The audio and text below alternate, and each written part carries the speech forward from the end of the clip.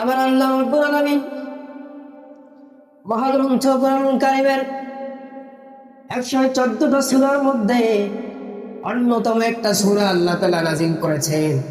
সেই সূরাটার নাম আল্লাহ তাআলা দিয়েছেন ইয়াউমুল জুমআহ।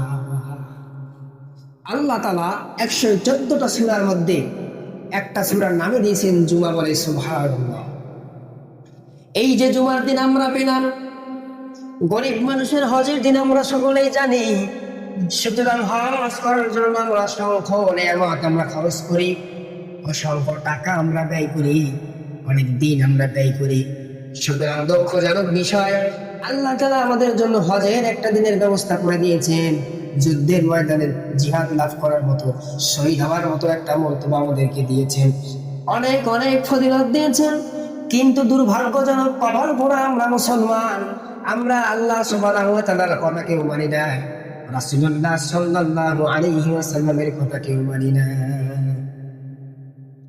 আল্লাহ তাআলা সূরাতুল জুমার মধ্যে 9 নম্বর আয়াতে আল্লাহ তাআলা বললেন, ইয়া আইয়ুহাল্লাযীনা আমানু ইযা নুদিয়াতিস সালাতি মিয়াউমিল জুমআহ ফাসআউ ইলা যিকরিল্লাহ ওয়া যারুল বাই' যালিকুম খায়রুল লাকুম ইন কুনতুম তা'লামুন। জোরে জোরে বলি আল্লাহু আকবার। সম্মানিত মুসলিদের মুসল্লি, আল্লাহর হাবিব সাল্লাল্লাহু আলাইহি ওয়াসাল্লাম জুমার দিনের অনেক ফজিলত বর্ণনা করেছেন। আল্লাহ তাআলা দেখেন কি কথা আমাদেরকে বলতেছেন। আল্লাহ বললেন, তোমরা যারা ঈমান এনেছো, ইয়া আইয়ুহাল্লাযীনা আমানু। সুতরাং আমরা যারা ঈমান এনেছি, আল্লাহ তাআলা আমাদের উপর জুমার সালাত যে ফরজ, সেটা আমাদের উপর ফরজ করে দিয়েছেন। কারণ বেঈমানদের জন্য, বেদিনের জন্য, ইহুদি নাসারা অন্য কোন জাতির জন্য আল্লাহ জুমার দিনকে ফরজ করে দেন না। আল্লাহ তাআলা শুরুতেই বলেছেন, ইয়া আইয়ুহাল্লাযীনা আমানু, ঈমানদারগণ তোমরা যারা ঈমান এনেছো, ইযা নুদিয়াতিস সালাতি লিয়াউমিল জুমআহ, জুমার দিন যখন মুয়াজ্জিন আযান দেয়, জুমার দিন যখন নামাজের জন্য ঘোষণা দেয়া হয়, ওয়াজারুল বাই', তোমরা কেনাকাটা বন্ধ করে দাও, বেচাটাও বন্ধ করবা, কেনাটাও বন্ধ করবা। কি বললেন?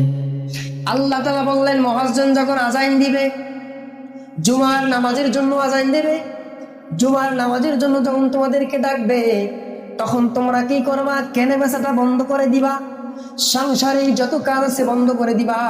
সপ্তাহে 7 দিন তো তোমরা কাজ করেই থাকো, একটা দিন কিছু সময় তোমরা আল্লাহ তাআলাকে নির্দিষ্টভাবে দিয়ে দাও। কারণ আল্লাহ তাআলা যার উপর রাজি হবেন, আল্লাহ তাআলা যার উপর খুশি হবেন, আশা করা যায় এই কাজটা অন্য সময় আল্লাহ তুলে দিবেন বরকতের মাধ্যমে। বলি সুবহানাল্লাহ। আল্লাহ তাআলা বললেন,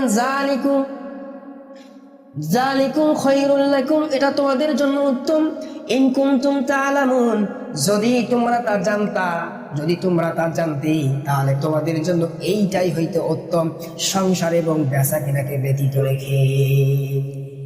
আমরা মনে করি সংসার ছাড়া আমাদের চলার কোনো গতি নাই।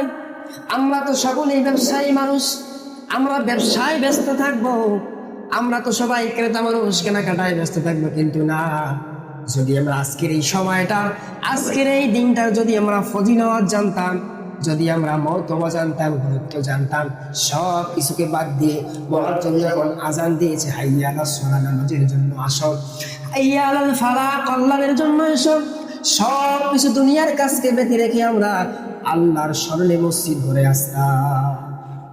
দুর্ভাগ্য আমাদের, আমরা কেউ আসি না। সম্মানিত ভাইরা আমার, আমরা চেষ্টা করবো আসার জন্য। কেমন আমাদের চেষ্টা?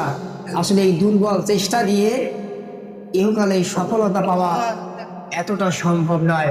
প্রবল চেষ্টা থাকতে হবে, তাহলে আশা করা যায় আল্লাহ সুবহানাহু ওয়া তাআলা আমাদের চেষ্টাকে কবুল করে নেবেন। সম্মানিত উপস্থিতি, দেখবেন হযরতে সালমান রাদিয়াল্লাহু তাআলা আনহু বর্ণনা করেছেন জুমার দিনের ফজিলত সম্পর্কে।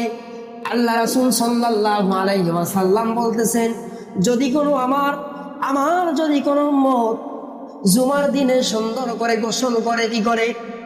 সুন্দর করে গোসল করার পর আতর সুরমা লাগায়, সুন্দর জামা কাপড়টা পরে, জামা কাপড় পরার পর মসজিদে যদি তারা আসে, মুসল্লিকে ডিঙ্গিয়ে না বসে, সুন্দর করে যেখানে জায়গাটা পায় সেইখানে যদি আমার উম্মতটা বসে যায়, আল্লাহর বান্দা যদি বসে যায়, আল্লাহর হাবিব বললেন ওই বান্দা যদি 2 রাকাত সালাত আদায় করে বসে, কয় রাকাত?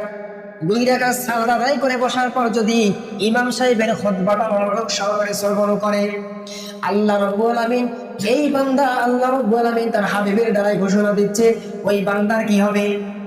সুন্দর করে গোসল করে আসলো, মুসল্লিকে না ডিঙ্গিয়ে না সরে দিয়ে জায়গা যেখানে বলে সেখানেই বসবে। 2 রাকাত সালাত আদায় করে, 2 রাকাত সালাত আদায় করে বসার জন্য আল্লাহর হাবিব ঘোষণা দিচ্ছেন এক জুমা থেকে অপর জুমা তার যত সগীরা গুনাহ আছে, যত তার গুনাহ আছে, সব গুনাহ আল্লাহ তাআলা মাফ করে দিবে। আল্লাহ তাআলা এক জুমা থেকে আরেক জুমার গুনাহ যদি মাফ করে দেন, তাহলে তার প্রিপারেশনটা, তার প্রস্তুতিটা কেমন হওয়া দরকার? কেমন হওয়া দরকার? অবশ্যই সবচাইতে ভালো হওয়া দরকার। দুর্ভাগ্য আমাদের, আমরা সেই প্রিপারেশনটা ভালো করে নেই না। মসজিদে আসি, সুন্নত পড়ার তো দূরের কথা, সামনে পড়ি কি আর পেছনে পড়ি কি, শুধু ফরজটা পড়ার জন্য আমরা আসি।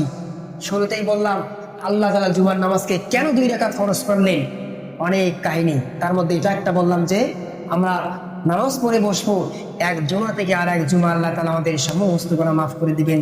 জোরে জোরে বলি সুবহানাল্লাহ। আল্লাহ রাসূল সাল্লাল্লাহু আলাইহি ওয়াসাল্লাম তিনি আমাদেরকে দেখেন কত সুন্দর কথাগুলো বলে গেছেন, যেন আমরা জাহান্নামের আগুন থেকে পরিত্রাণ পেয়ে, মুক্ত পেয়ে জান্নাতের অসংখ্য নিয়ামতের মধ্যে প্রবেশ করতে পারি।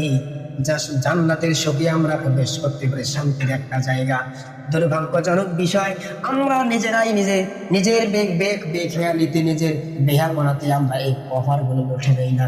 আল্লাহর হাবিব সাল্লাল্লাহু আলাইহি ওয়াসাল্লাম বললেন, মুয়াজ্জিন সাহেব যখন আযান দেয়, 2 জন ফেরেশতার মসজিদের 2 পাশে এসে দাঁড়ায়। ফেরেশতাগণ, অসংখ্য ফেরেশতা মসজিদের দ্বারে এসে দাঁড়ায়। কোন গোলামগুলো আল্লাহ তাআলা মসজিদের মধ্যে ঢুকে, কে কয় নাম্বারে ঢুকে লিস্ট করতে থাকে, একটা তালিকা করতে থাকে। ফজিলত সবাই আমরা জানি, প্রথম যখন ঢোকে ওই ব্যক্তির জন্য আবার আল্লাহ তাআলা ওর সদকা করার সব দিয়ে দেন। দ্বিতীয় যখন ঢোকে গরু কুরবান, গরুটা সদকা করার সব দিয়ে দেন। হাদিসটা আমরা সকলে জানি, কিন্তু সবচাইতে গুরুত্বপূর্ণ যে কথাটা, সেই কথাটা আমরা জানি না। 3 নাম্বার আল্লাহর হাবিব বললেন ছাগল একটা সদকা করার সব দিয়ে দেন। 4 নাম্বার আল্লাহর হাবিব বললেন একটা মুরগি সদকা করার সব দিয়ে দেন।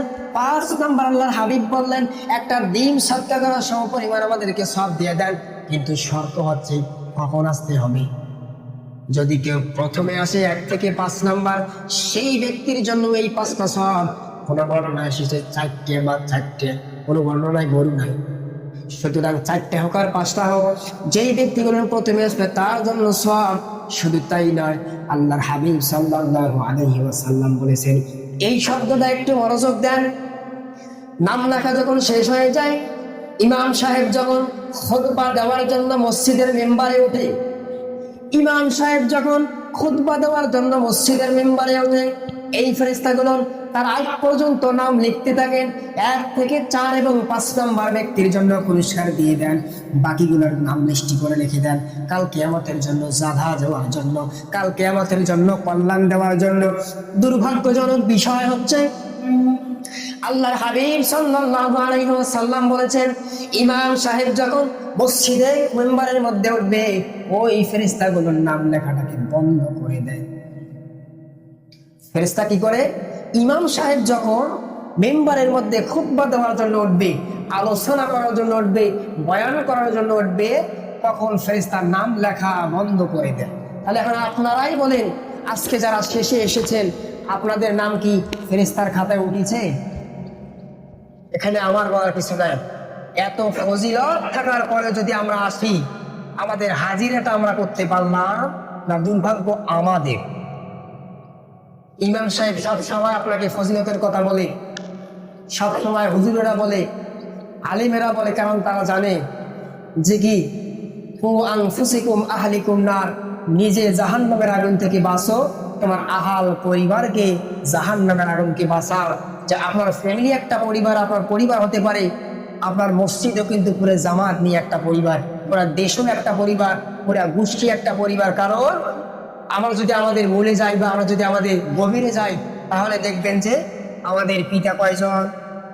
একটা পিতার আমরা সন্তান, একটা মাতার আমরা শয়তান। সুতরাং পুরাটা দুনিয়া আমাদের একটা পৃথিবী, জামাতটা একটা আমাদের একটা পরিবার। সম্মানিত বুঝতে আসুন আমরা সকলেই আমাদের এই জুমার দিনটাকে আমরা কাজে লাগাই। সম্মানিত ভাইরা আমার,